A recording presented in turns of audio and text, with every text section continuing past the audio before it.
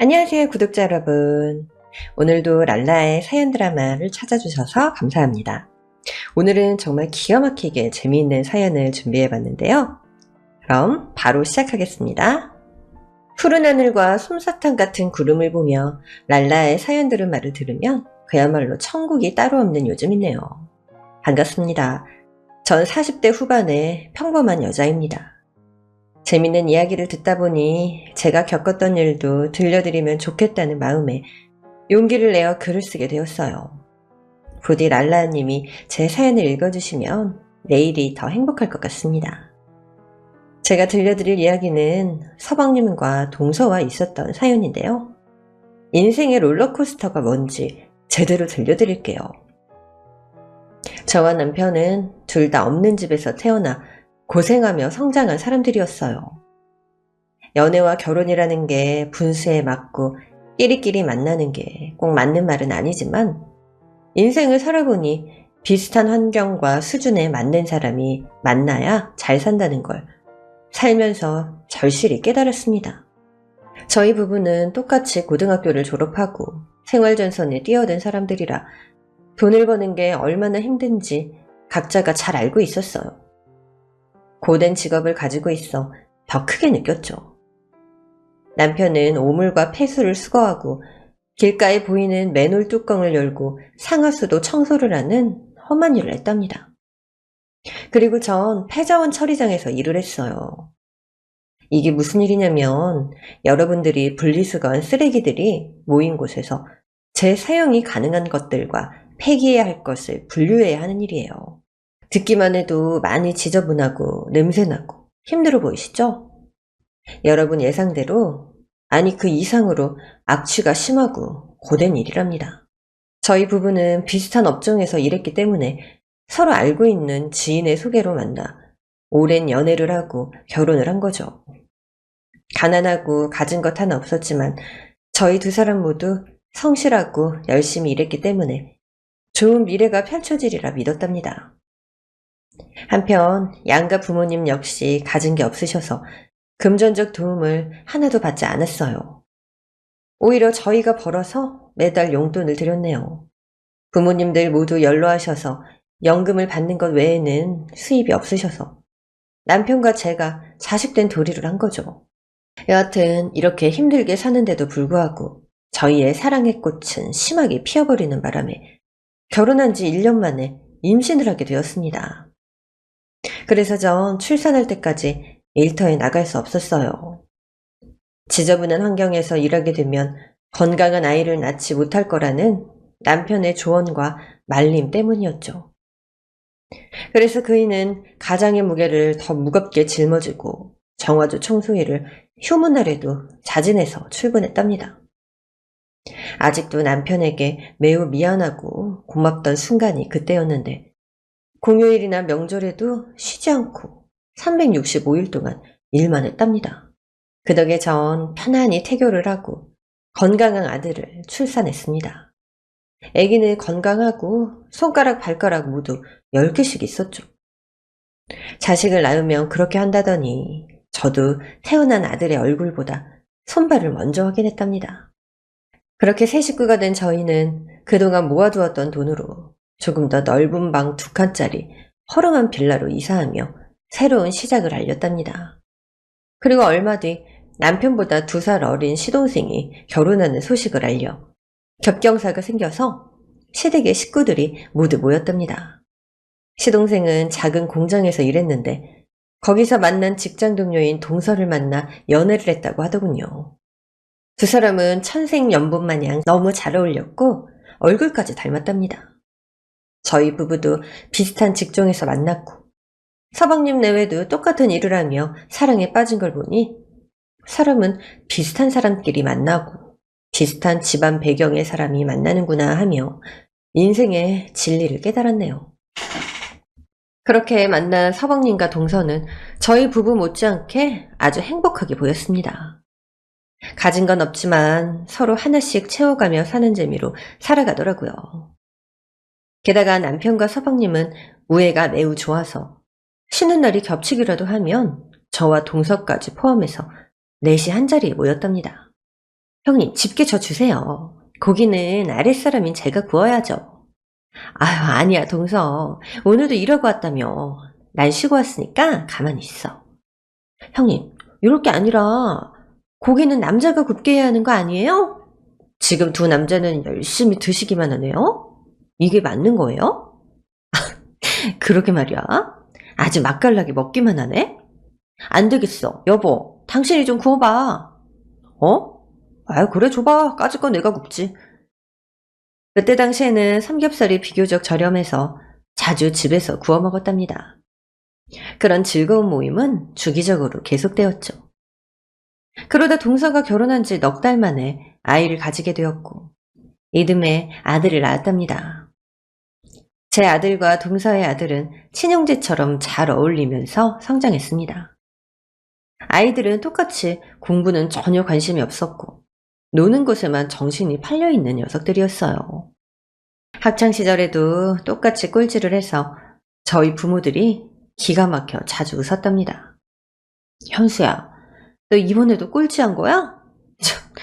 네 동생 재수도 꼴찌라던데 너희 둘이 짰니? 엄마, 공부가 인생의 전부가 아니잖아요. 성적은 행복순 아니라는 말 못 들어봤어요? 에휴, 자랑이다 이 녀석아. 너 초등학교 때 과학자 되겠다면서 만들기를 그렇게 잘했는데 머리 좀 크더니 그런 것도 잘 안 하더라? 만들기를 꼭 손으로 해야 되는 거 아니잖아요. 이 머릿속으로 상상하면서 지내고 있다고요. 나중에 과학자 되는 건 변함없는 제 꿈이에요. 야, 이 녀석아. 학교에서 꼴찌하는 놈이 무슨 수로 과학자가 돼? 에이, 엄마 아들을 너무 얕잡아 보는 거 아니에요? 저는 지금도 머릿속으로 뭔가를 개발하고 있다고요. 인생 한 방이니까 기다려봐요. 이 아들이 돈방석에 앉게 해드릴게요. 전 하도 어이가 없어서 헛웃음을 지으며 대답해 주었어요. 하여튼 입만 살았어. 그래, 꼴찌하는 과학자 꼭 되라. 네 덕에 해외여행 가는 날이 올지 기대하고 있을게. 그런데 희한하게도 제 아들은 기계를 정말 잘 만졌어요. 저희 부부가 결혼할 때 가전제품을 죄다 중고로 마련해서 고장이 자주 났는데 그럴 때마다 아들 현수가 고쳐줬답니다. 세탁기를 분해해서 하나씩 조립하며 문제점이 뭔지 파악하고 부품만 갈아 끼워서 멀쩡하게 만들기도 했고 에어컨, 냉장고, 텔레비전 등등 전기가 들어가는 가전제품은 뚝딱하고 고치다 못해 이전보다 더 쓸만하게 만들어 주었답니다. 아들의 그런 면을 보면 진짜 똑똑한 녀석인데 학업 성적은 바닥을 치다 못해서 지하로 빠져버렸으니 정말로 괴상했답니다. 아들이 어릴 적엔 공구함을 들고 다니며 이것저것 만져대고 연구하는 걸 자주 봤을 땐 진짜로 카이스트에 들어갈 천재인 줄만 알았습니다. 여하튼 결론적으로 아들 현수는 예상대로 대학에 가지 못했어요. 그런데 더 기가 막힌 건 이 녀석이 수능날 아예 시험장으로 가지도 않고 오락실에 가서 하루 종일 오락을 하고 돌아왔다고 고백을 하는 거예요. 여러분이 생각해도 정말 놀랍지 않으신가요? 성공한 인생을 사는 것까진 바라지 않지만 이렇게 탈선만 반복이 되니 걱정이 되었답니다. 그런데 그 걱정은 아들이 성인이 되자마자 쏙 들어갔어요. 현수는 저와 남편처럼 바로 사회로 뛰어들었죠. 부모의 영향을 받아서 그런지 폐기물 처리 업체에 취직해서 험난한 일을 시작했답니다. 다른 부모 같으면 허드렛 일을 할 바에야 기술이나 배우라고 조언을 했겠지만 저희 부부는 아들이 의미 있는 일을 하게 돼서 응원해 주었답니다. 아휴, 우리 아들 손 좀 봐. 엄청 까칠해진 데다 흉터도 많이 생겼네. 일 많이 힘들지. 네가 폐기물 업체 들어간 게 꼭 엄마 아빠 때문인 것 같아서 미안해. 아니에요. 제가 이 일을 선택한 건 부모님이 자랑스럽기 때문이에요. 남들이 꺼리는 일을 선택하는 건 특별한 일이잖아요. 그리고 저에겐 경험과 배움이 필요해서 지금 하는 일을 선택한 거예요. 그러니까 아무런 걱정하지 마세요. 현수는 제가 생각했던 것보다 훨씬 더 어른이었습니다. 그렇게 세월은 조금 흘러 1년이 지났고 저희 세 식구는 각자의 자리에서 최선을 다하며 지냈어요. 세 사람 모두 힘이 드는 일을 하고 있지만 집에만 모이면 약속한 것처럼 힘든 내색을 하는 사람이 없었답니다. 그러다 어느 날 동서가 기쁜 소식이 있다며 시댁에 모두 모이자는 연락이 왔어요. 조카 재수가 대학에 합격했나 싶어서 축하해줄 케이크를 사들고 찾아갔죠. 동서, 재수 대학에 합격한 거야? 그래서 모두 모이라고 한 거지? 아니요. 안타깝게도 우리 재수 대학 못 가요. 이 꼴통이 대학에 합격하는 게 말이 안 되잖아요. 그리고 저희가 전할 소식은요, 그것보다 100배, 아니 10,000배는 좋은 소식이에요. 재수씨, 아니 도대체 무슨 일이길래 입이 귀에 걸리신 거예요? 말씀 좀 해보세요. 정말 궁금해 죽겠네. 그러자 서방님이 헛기침으로 문을 띄우고 마일문을 열었습니다. 엄마, 아버지, 그리고 형수, 저 대박 났어요. 회사 동료 추천으로 비트코인이란 걸 해봤는데 초대박이 났다고요. 전 비트코인이 뭔지는 알았지만 그게 얼마나 대단한 건지 몰랐어요. 예전에 남편이 비트코인에 관심이 있었는데 괜한 돈을 쓰는 것 같아서 투자의 생각을 해보지 않았다고 말한 적이 있어서 대충 주식과 비슷한 건 줄 알았답니다. 영철이 너 비트코인 했었냐? 그리고 초대박이 났다고? 도대체 얼마나 터진 건데? 형, 우리 이제 고생 끝났어. 1년 동안 비트코인에 정신을 쏟아부었더니 수백 배가 올랐다니까? 정확히 73억 벌었어. 로또보다 훨씬 많은 돈이란 말이야. 뭐? 73억? 그게 진짜야? 요새 시사 프로그램에서 비트코인으로 대박난 사람이 여럿 나오던데 그중 한 사람이 내 동생이라니? 야, 정말 대단하다 임마. 축하해. 재수씨 축하해요. 전 73억이라는 말을 듣자 입이 다물어지지 않았습니다. 어찌나 놀랍고 부럽던지 어떤 말도 나오지 않더라고요. 형님, 저희는 이제 공장 그만두고 편하게 살려고요. 이 동네도 그만 떠날 계획이에요. 그래? 서운하긴 하지만 너무 잘됐다. 이젠 부자로 살겠네. 그동안 고생 많이 하며 살더니 하늘이 복을 줬나 봐. 형님네도 좋은 일 생길 거예요. 분명히 저희보다 더 대박 날 일이 생기실 테니까 기다려보세요. 저희는 축하와 격려를 나누며 좋은 시간을 보냈고 시댁을 나왔어요. 그 이와 전 동선애가 정말 잘됐다는 말을 반복했고 부럽다는 말도 연신했답니다. 여보, 나도 비트코인이나 해볼까? 영철이처럼 대박 한번 내면 고생 끝 행복 시작이잖아. 어휴, 됐네 이 사람아. 우린 열심히 정직하게 벌어서 나중에 현수 장가갈 때 줄 거야. 그리고 우리 식구가 언제 불행한 적 있었어? 난 항상 행복했는데. 나도 그렇지. 당연히 행복하지. 그냥 말이 그렇다는 거야. 이 부러운 자식. 어디 좋은 데로 이사 갈지 궁금하다. 우리도 이 산동네에서 언젠가는 벗어나야 될 텐데 말이야. 여기가 어때서 그래? 우린 다이어트를 따로 할 필요가 없잖아. 모든 걸 좋게 좋게 긍정적으로 생각하라고. 하여튼 농담을 못해요. 알았다. 천년만년 이 산동네에서 살자 마누라야. 전 말은 그렇게 했지만 언젠간 좋은 집에서 살기를 마음속으로 바랐답니다. 며칠 뒤 서방님 식구네가 이사하는 곳은 강남의 아파트였습니다. 전 그 정도로 좋은 곳으로 갈 거라고는 상상도 못했네요. 그런데 좀 찝찝한 마음이 든 점이 하나 있었습니다. 그 많은 돈을 벌었으면 시부모님께 조금 나눠드리면 좋겠다고 생각했는데 한 푼도 드리지 않고 떠나더라고요. 저희 식구야 다들 열심히 돈을 벌고 있어서 먹고 사는데 지장이 없었지만 시부모님은 연금 이외에 수입이 없어서 굉장히 빠듯하게 사셨는데 말이죠. 마음 같아선 조언이라도 해주고 싶었지만 그 돈이 저희 돈이 아니어서 뭐라고 말하지는 못했답니다. 그렇게 서방님 가족은 강남에 아파트를 마련해서 살림을 차렸고 얼마 뒤에는 꼬마 건물을 매입했다고 전했어요. 매달 숨만 쉬어도 월세로 벌어들이는 수입이 3천만 원이라며 자랑을 하더라고요. 이에 전 진심으로 축하의 말을 전하기도 했고, 바쁘더라도 시댁에 자주 찾아오고 형제 내외가 모이는 것도 계속했으면 좋겠다고 말했죠. 당연하죠. 저한테 베스트 프렌드가 형님이잖아요. 저랑 남편이 갑자기 부자 됐다고 변하지 않을 테니까 걱정하지 마세요. 그래, 동서. 우린 베스트 프렌드지. 나도 동서를 질투하지 않고 시샘하지 않겠다고 약속할게. 그렇게 약속하고 헤어지게 되었는데 한 달이 지나고 두 달이 지나도 서방님 내외는 저희 집과 시댁에 코빼기도 비추지 않았답니다.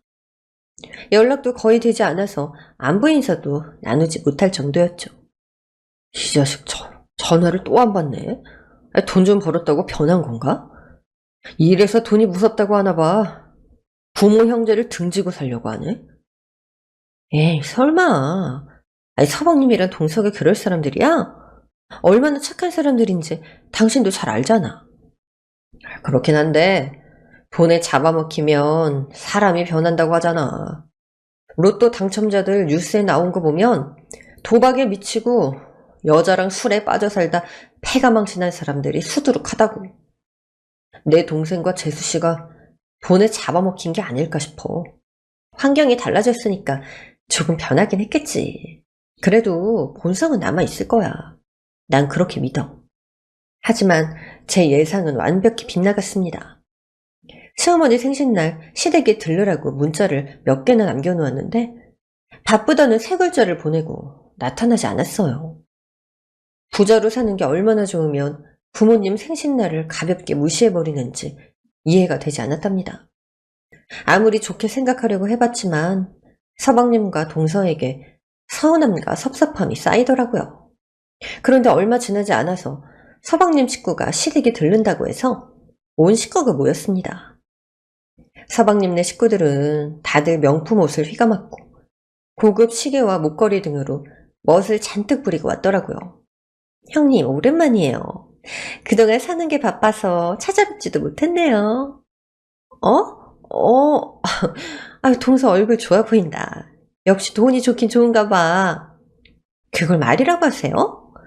제가 일주일에 3번씩 피부과 가서 쏟아붓는 돈이 100만 원이 넘는다니까요? 제 얼굴 어때요? 주름살도 거의 안 보이고 팽팽하죠? 이게 다 돈의 위력이에요. 동서는 제가 알던 동서가 아닌 졸부의 모습이 되어 있었습니다. 여하튼 간단한 안부 인사가 끝나자 본론으로 넘어갔어요. 서방님이 긴히 할 말이 있다고 해서 모인 자리였으니까요. 제 아들 재수하고 집사람 미국에 보내려고요. 뭐? 미국? 갑자기 왜? 아휴, 형도 참. 형이나 형수님은 너무 우물한 개구리라니까. 우리가 강남에서 살아보니까 자식 교육이라는 게 얼마나 중요한지 뼈저리게 느꼈다고. 거기선 애들이 엄청 많은 학원들을 다녀. 그래서 재수 이 녀석 대학도 못 가고 놀고 있어서 여기저기 교육 좀 맡겨봤더니 골프에 재능이 있더라고. 강사 말로는 나중에 프로로 데뷔할 실력이라고 했다니까. 그래서 미국 가서 제대로 교육 좀 받게 해주기로 했어. 뭐? 그런 재능은 한국에서도 충분히 키울 수 있잖아. 굳이 미국까지 가야 해? 재수씨까지 가면 너 혼자 지내야 되잖아. 뭘 어때? 보고 싶을 때마다 비행기표 끊고 건너가면 되지. 내가 돈벼락 맞은 거 잊었어? 영철아, 형이 하는 말 기분 나쁘게 듣지 마. 너 비트코인 대박 난 건 진심으로 축하할 일이야. 그런데 그 이후에 너와 재수씨, 그리고 네 아들 재수까지 너무 많이 변했어. 여기 있는 부모님과 나와 네 형수는 네 가족인데 벌써 거리감이 생겼다고. 지금 네 태도랑 말투도 다른 사람 같아. 게다가 이렇게 갑자기 떠난다고 하니 정말 너무 섭섭하다. 우리랑 같이 의논했으면 좋았으리라 생각 못했니? 뭐야, 지금 나한테 훈계하는 거야? 스케줄이 바빠서 못 찾아온 거잖아. 그리고 아버지 생신은 내년에도 있잖아. 형, 지금 우리한테 선 넘는 말 한 거 알아? 우리가 변했다고? 혹시 우리가 돈을 떼어주지 않아서 돈 달라는 소리를 돌려서 하는 거야? 거리감 생겼으니까 돈 좀 내놓으라는 소리 하는 거 아니냐고. 야, 이영철. 넌 형을 뭘로 보고 그따위 말을 해? 너 그깟 돈 좀 벌었다고 인생 끝난 거 아니야. 정신 차리고 뭐가 옳은지 생각이라는 걸 좀 해봐. 나랑 네 형수는 네 도움 하나도 필요 없어. 하지만 부모님은 다르다고. 너희가 도와드릴 생각은 아예 못한 거야? 남편의 성화에 서방님은 인상을 팍 구겼습니다.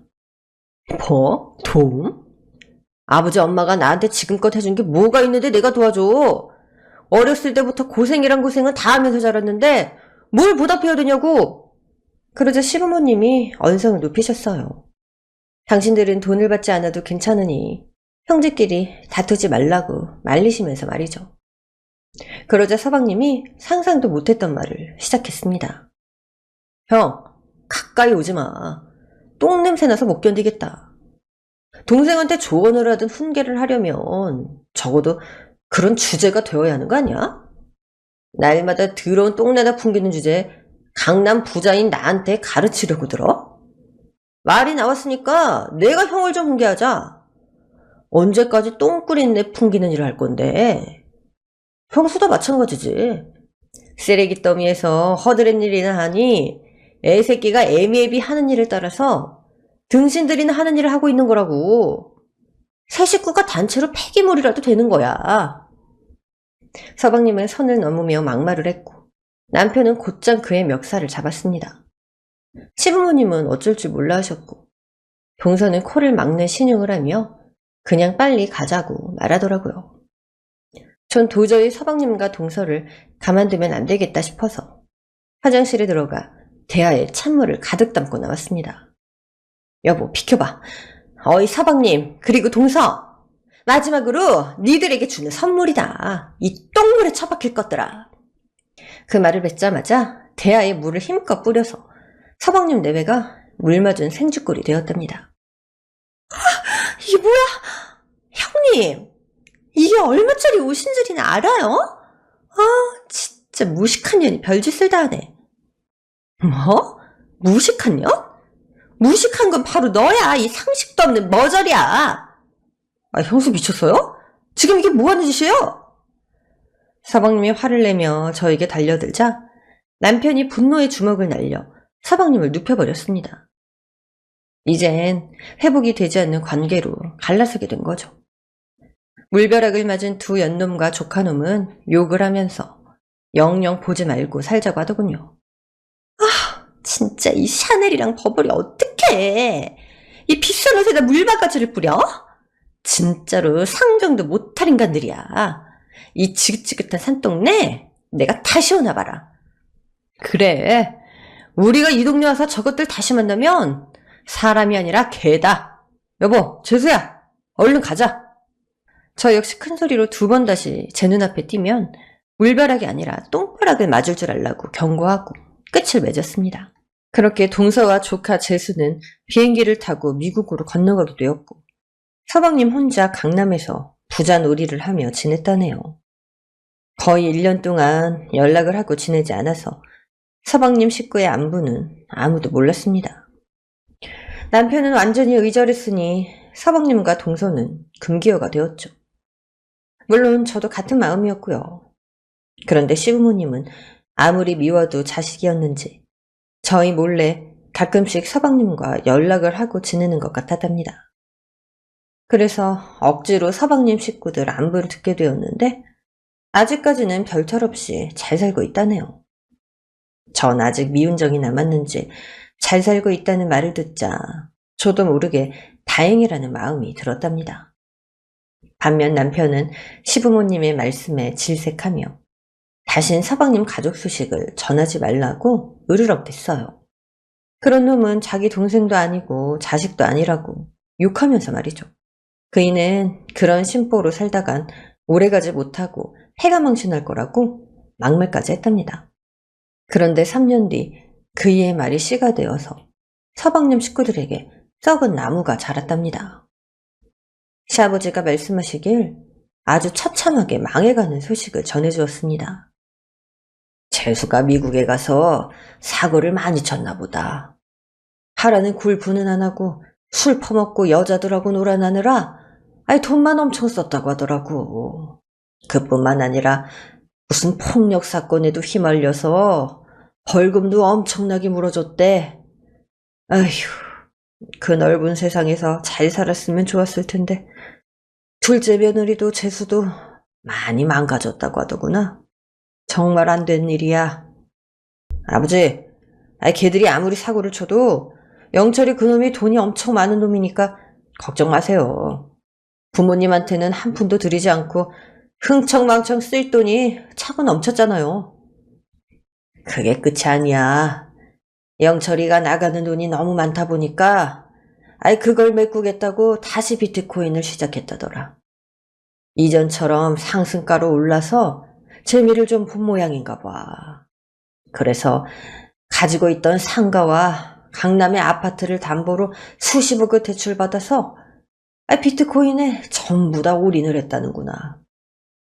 그런데 예전처럼 상승만 할 것 같던 비트코인이 얼마 전에 대폭락을 해버리는 바람에 그동안 모아놓은 모든 전 재산을 잃게 되었다고 하더구나.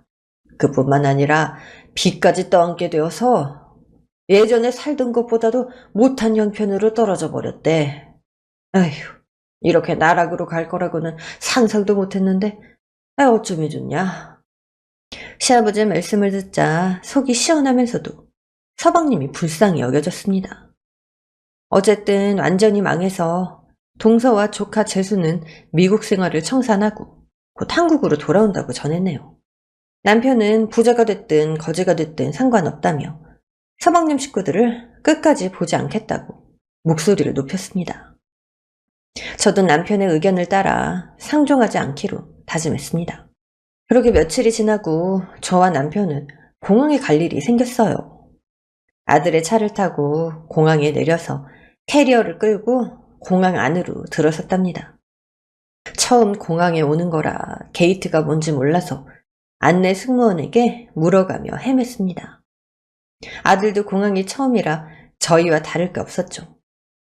그렇게 공항을 뱅뱅 돌고 있는데 어디서 많이 듣던 목소리가 들렸어요. 형님, 아주버님, 현수야. 뭐야? 공항에 저것들이 왜 나타났어? 공항까지 와서 똥 치우나 보지? 저희 식구는 두 사람의 기분 나쁜 조롱을 듣고 동시에 뒤를 돌아보았습니다. 이윽고 나란히 서 있는 서방님 식구들을 발견했죠. 미국 생활을 접고 돌아온 동서와 재수를 서방님이 데리러 온 것 같았어요. 남편은 고개를 돌려 모른 체 하려고 하는데 세 사람이 저희 쪽으로 다가와 말을 걸었답니다. 형 오랜만이야?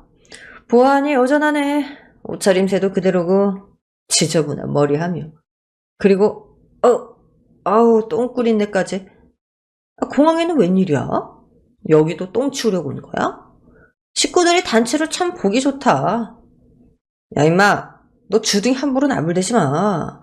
내가 공항에서 똥을 치우든 오줌을 치우든 네가 무슨 상관이야? 누가 뭐래도 난 내 직업을 사랑하니까 또다시 조롱하면 가만 안 둘 줄 알아? 그러자 서방님과 동서가 낄낄대며 웃었습니다.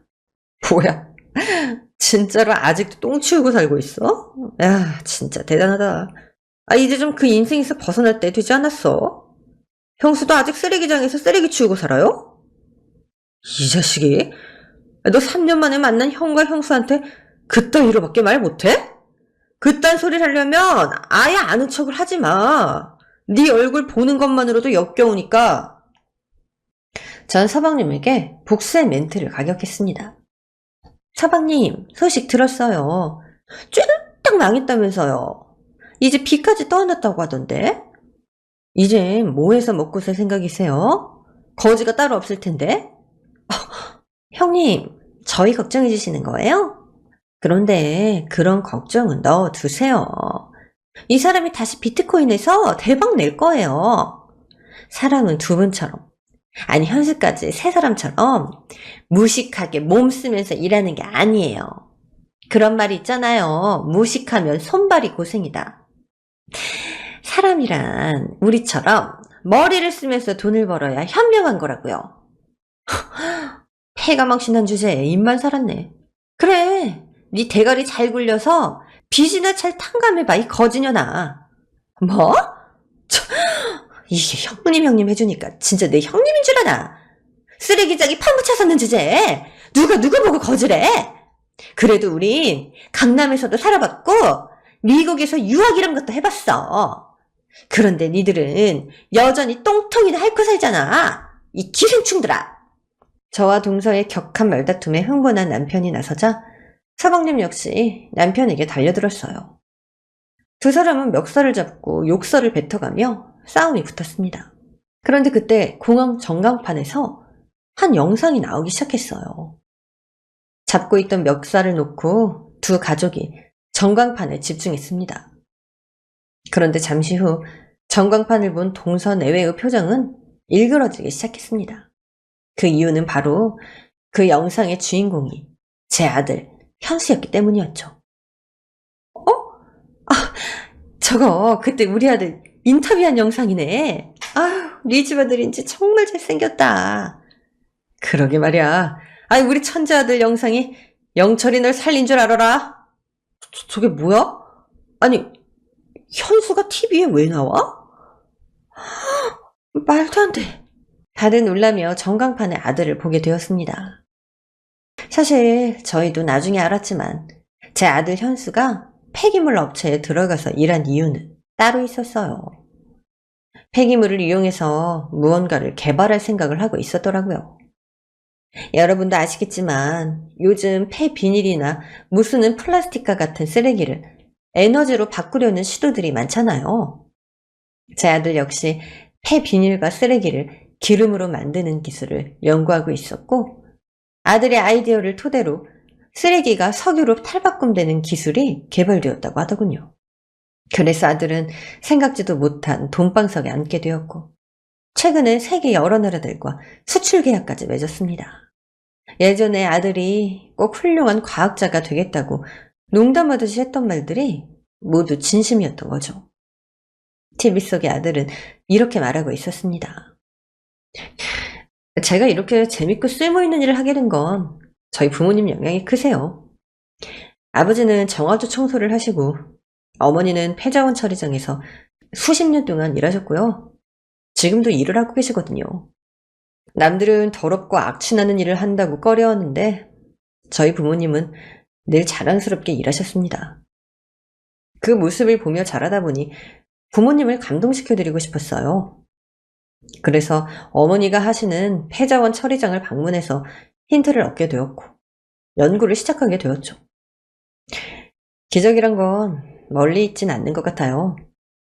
저의 기적이 저희 부모님인 것처럼 말이죠. 그렇게 공항 전광판에 나오는 아들의 인터뷰를 보자 저와 남편은 눈시울이 붉어지며 현수를 끌어안았습니다. 그리고 서방님 식구들은 턱이 빠지도록 입을 벌리고만 있더군요. 형, 이게 사실이야? 쓰레기를 석유로 만든다고? 이게 세상에 말이 되는 일이야?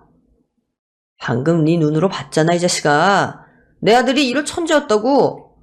네 아들처럼 골프 유학 가서 술만 처먹고 노는 천박한 놈이 아니란 말이야. 이어서 동서 역시 감탄을 하며 말했습니다. 어머, 우리 집안에 이렇게 자랑스러운 인물이 탄생하다니. 현수가 이제 돈을 긁어 모으겠다. 어머, 잘 됐어요, 형님. 예전에 제가 말했죠. 형님네는 저희보다 훨씬 더 큰 행운을 가질 거라고요. 제 말이 씨가 돼서 이런 것 같아요. 동서 말이 씨가 돼서 이렇게 됐다고? 내 아들은 우리가 하는 일을 자랑스러워했어. 니들이 그렇게 증오하는 쓰레기장에서 일하는 나와 정화조 청소하는 내 남편을 보고 배운 결과라고. 사람 인생은 이렇게 돌아가는 거야. 부모가 자식의 거울인 거라고. 그러고 보니까 재수는 부모 거울을 그대로 보고서 형편없는 놈이 됐나 봐. 꼬라지가 아주 양아치가 따로 없어. 저 시뻘건 머리는 뭐야? 저러고 다니며 무슨 아이돌이라도 되는 줄 아나 봐? 그러자 서방님과 동서는 깨갱하고 아부를 시작하더군요. 제 아들이 성공한 걸 보니 콩고물이라도 핥아먹을 생각인 게 분명했죠. 형수님 말씀이 다 맞습니다. 제가 못난 탓에 우리 아들이 이 모양인 거죠. 그러고 보니까 형님하고 형수님 공항에 오신 게 해외여행 떠나려고 오신 거예요? 현수가 효도하는 거 맞죠? 야, 두 분 호강하시네요. 그걸 이제 알았어요?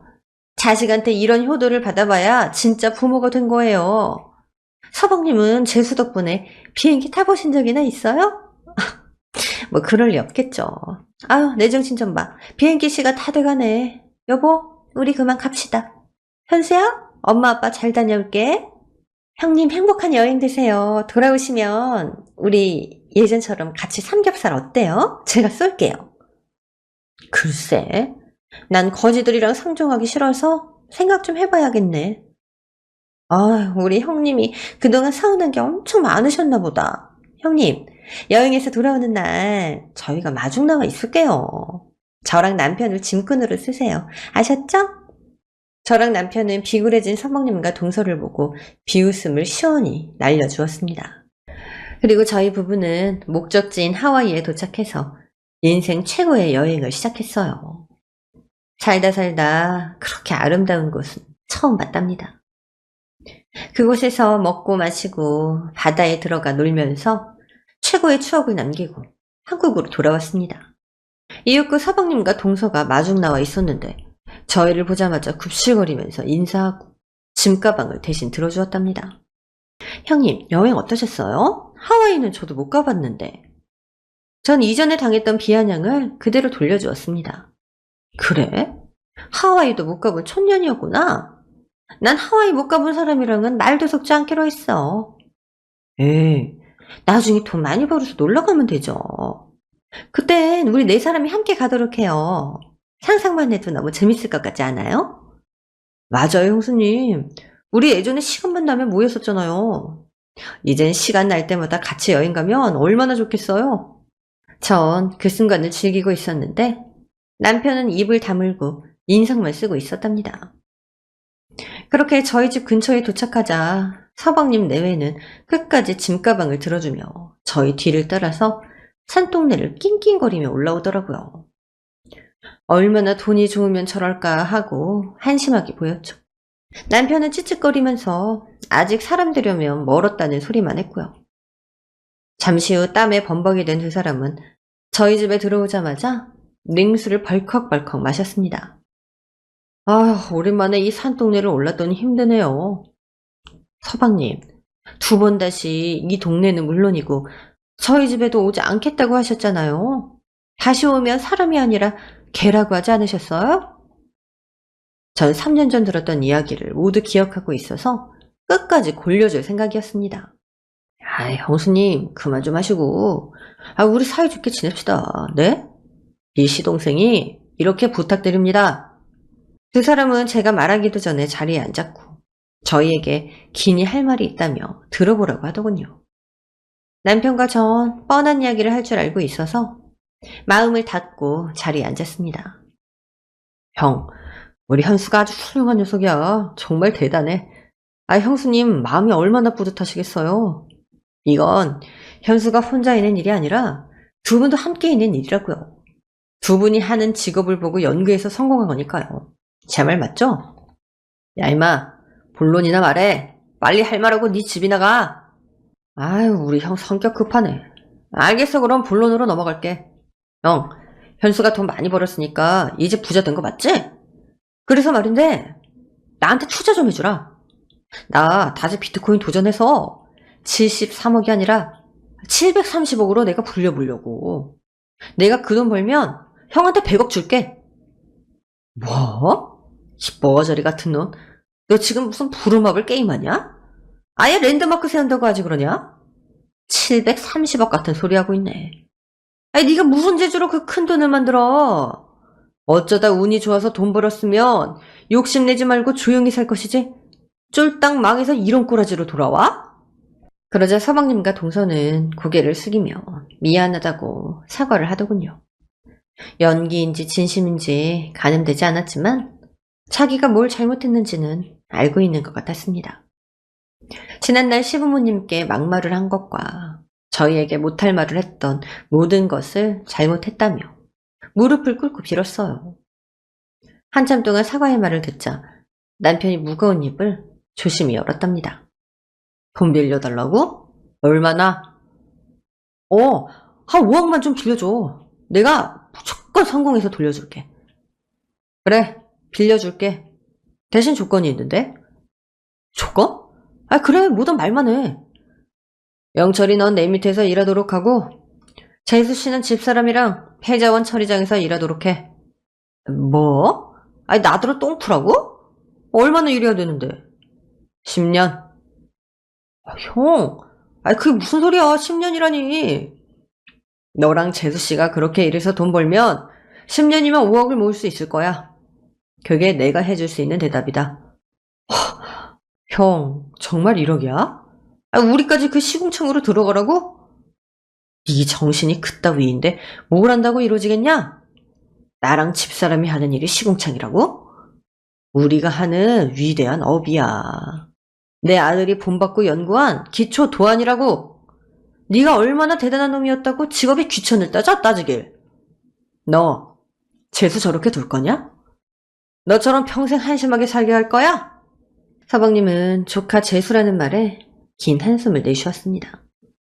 그리고 깊은 생각에 잠긴 듯 보였어요.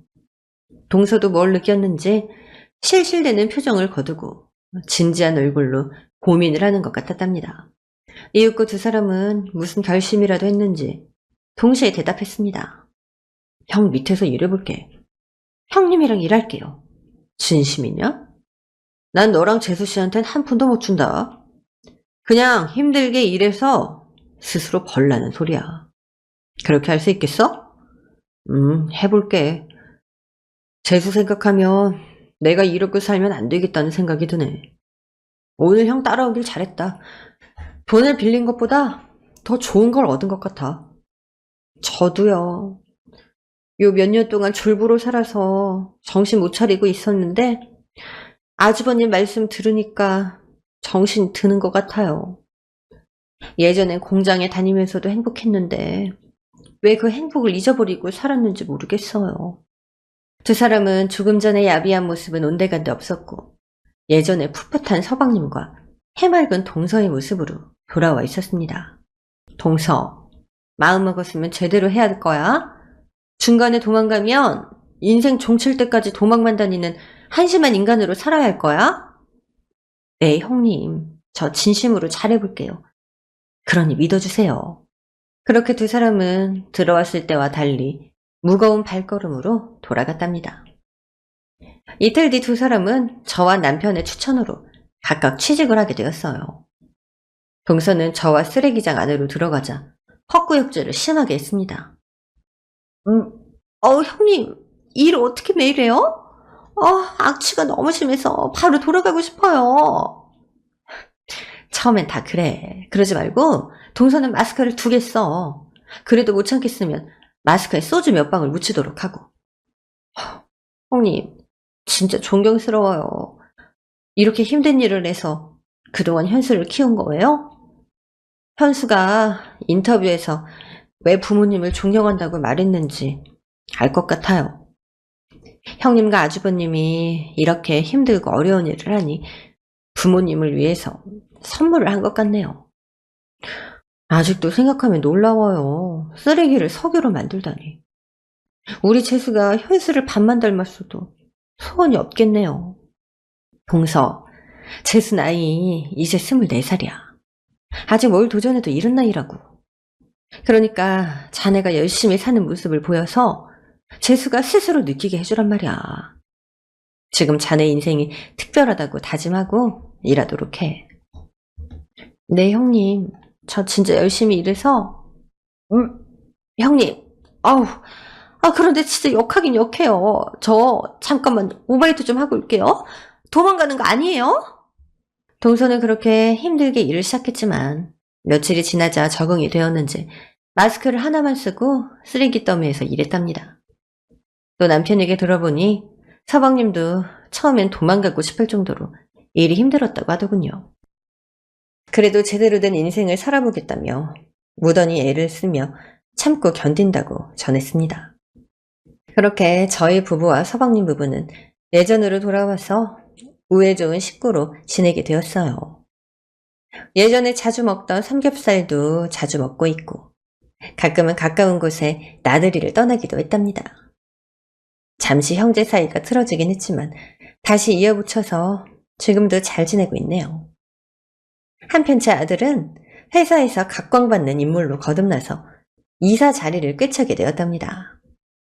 쓰레기를 석유로 둔갑하는 개발에 이어 다른 연구를 시작했는데 그게 뭔지는 알려지지 않고 있어요. 나중에 깜짝 놀랄 만한 발명품이 나올 거라며 기대하라고 했답니다. 정말이지 제 아들은 대단한 과학자가 틀림없는 것 같아요.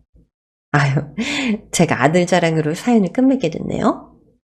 여러분 중에서도 형제 사이가 틀어진 분들이 많으실 텐데 무조건 화해하라고 말씀드리지 못하지만 좋았던 추억을 회상하며 마음속의 미움을 지우셨으면 좋겠어요.